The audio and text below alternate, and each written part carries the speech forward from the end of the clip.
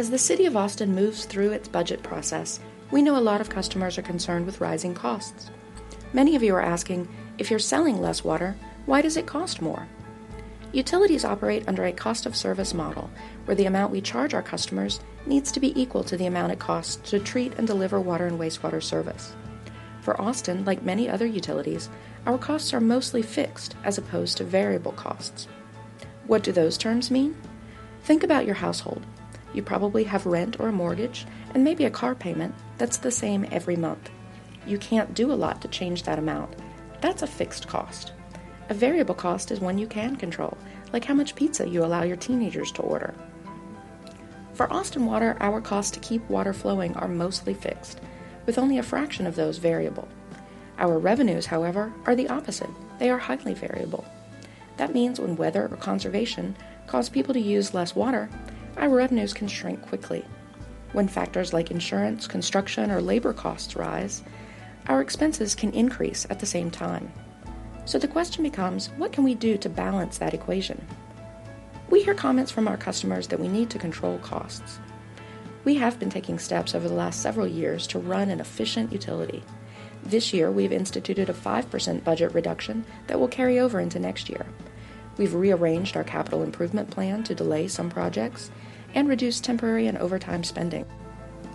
In fact, our proposed budget for next year is $30 million less than our current budget. But we don't shut down treatment plants, lay off workers, or stop repairing lines when we feel a budget crunch. Too much cost-cutting could affect service, how quickly we can repair leaks in over 3,000 miles of pipe, the treatment that leaves the Colorado River below Austin cleaner than it is where we take water out, and the fact that only a handful of our city's 30,000 fire hydrants are awaiting repairs at any given time. That's part of the value Austin Water provides its customers in reliable, always-on water service. Some customers say we can solve all our problems by having wasteful water users pay more. And while that might seem fair, it actually contributes to revenue instability. Residential price structures have been set up that way for many years, with the lowest users actually paying less than it costs the utility to treat and deliver water. But when our highest users respond to drought restrictions, conservation, or even rain, we lose the money that was subsidizing lower users. Other customers may wonder why we don't just charge a flat rate to everyone, regardless of how much water they use. That makes revenue more reliable, but pricing is one of our key conservation strategies. Our tiered and seasonal rates discourage excessive use. Lowering the highest tier from $12 to $5 per thousand gallons would make high users very happy, but it could increase costs as much as 5 times for low water users, which would be a big hit to families on a tight budget. Well, fine, you might say. Stop asking us to conserve, you'll sell more water, and you won't need to raise rates. However, conservation has long-term benefits for the utility. The City of Austin is prepaid for water up to a certain amount, and when we reach that amount, we'll have to start paying for additional water.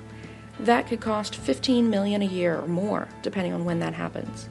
For every year we can delay that cost, our ratepayers benefit in savings. Plus, in a prolonged severe drought like this one, conservation and drought measures can stretch our water supply. We've kept 86,000 acre-feet in the Colorado River since this drought began, which might just make the difference between having water or running dry. These are complicated issues, and it's still uncertain how we'll solve them. But we're not in it alone. Cities across the nation are facing similar challenges and thinking hard about how we should charge for water. In Austin, a committee of representatives from boards and commissions met for 2 months to make recommendations to City Council on how the utility can change its business model to better serve Austin's customers, to keep water affordable, and maximize our resources for the years to come. It's a challenge, but we're confident that we can manage through these issues and come out with a stronger utility that reflects continued high value and service to Austin customers. For more information and to view task force materials and presentations, visit our website at www.austinwater.org.